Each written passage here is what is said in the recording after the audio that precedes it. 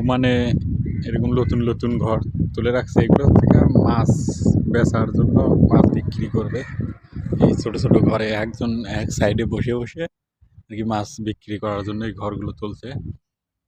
ঘরগুলো অনেক সুন্দর করছে, এদিক দিয়ে টাইলস দিচ্ছে,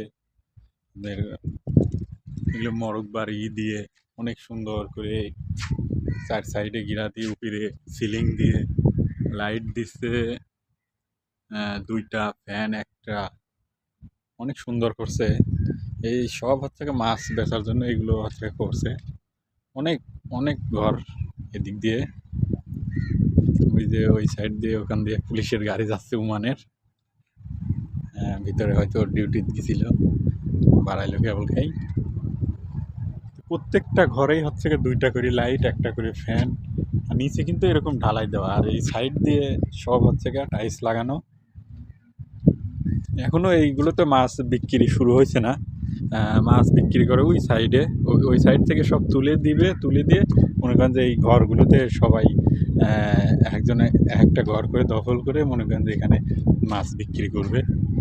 আর এই যে দেখা যায় ওমানের পতাকা, এটা হচ্ছে নৌ পরিবহনের জায়গা। এখানে জায়গাটাই নৌ পরিবহনের,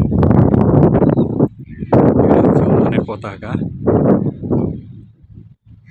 ভিতরে আনলোড লোড হইতেছে মাল সামান, আর মাছের বাজার হবে এই জায়গাটা। সবাই এখানে বসবে, এখান থেকে মাছ কেনাকাটা করবে। এই যে জায়গাটা বাজারের পিছন সাইডে, বাজারের পিছন সাইডে মাছের